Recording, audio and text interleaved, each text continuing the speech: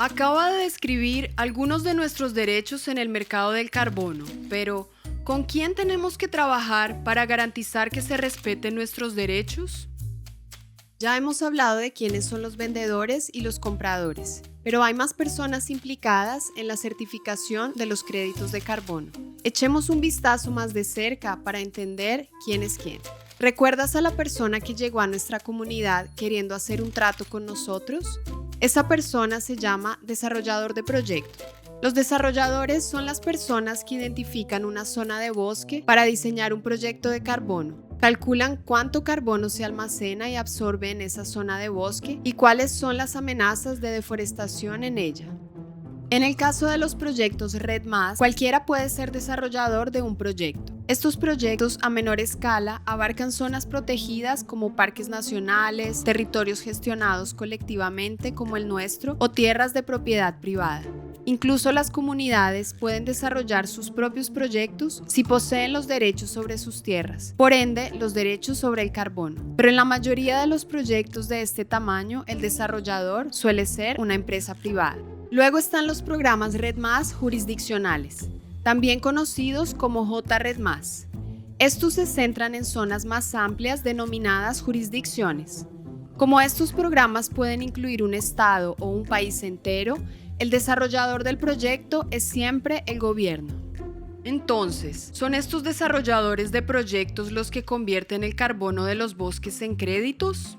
Bueno, ellos inician el proceso y desarrollan los proyectos destinados a proteger el bosque. Pero todos los proyectos o programas de carbono tienen que pasar por un proceso de certificación antes de poder vender créditos en el mercado. El proceso de certificación es como una prueba, como una lista de requisitos. Algunos de estos requisitos tienen que ver con la supervisión y el cálculo de cuánto carbono hay en el bosque. Otros requisitos llamados salvaguardas medioambientales evitan daños a los ecosistemas naturales, como la tala de bosques nativos para cultivar un solo tipo de árbol. También hay salvaguardas sociales. Se trata de una lista de normas concebidas para proteger a las personas que dependen de estos bosques y garantizar que no resulten perjudicadas en el proceso. Estas normas suelen incluir acceso a la información sobre el proyecto, incluidos los riesgos e impactos potenciales que pueden producirse. Derecho a ser consultados y a participar en las decisiones sobre proyectos, programas o políticas que puedan afectar a nuestros pueblos y territorios. El derecho a que se respeten nuestras tierras y territorios y a no ser expulsados por la fuerza de nuestras tierras ni a que se restrinja nuestro acceso a los recursos. El derecho al consentimiento libre, previo e informado. El derecho a participar en los beneficios producidos por estos acuerdos y el derecho a disponer de medios para resolver los problemas que puedan surgir. Estas protecciones se basan en los acuerdos internacionales de la Convención Marco de las Naciones Unidas sobre el Cambio Climático y se denominan salvaguardas de Cancún. Si el proyecto o programa de carbono no cumple todos estos requisitos, no pasa la prueba y los créditos no pueden certificarse. Esta lista de requisitos se denomina norma de certificación, elaborada por una organización independiente llamada Organismo de Certificación. Existen varios organismos de certificación, cada uno de los cuales crea su propia norma para definir sus procesos de seguimiento y cálculo del carbono.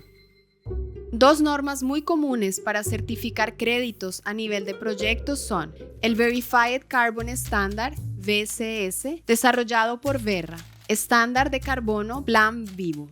Los programas REDD+ jurisdiccionales tienen su propio conjunto de normas, una de las cuales se denomina Norma de Excelencia Medioambiental REDD+. También se le conoce como 3, desarrollado por el organismo de normalización ART. ¿Así que estas normas son las reglas que deben seguir los desarrolladores de proyectos? Así es, pero es importante que alguien compruebe que se cumplan.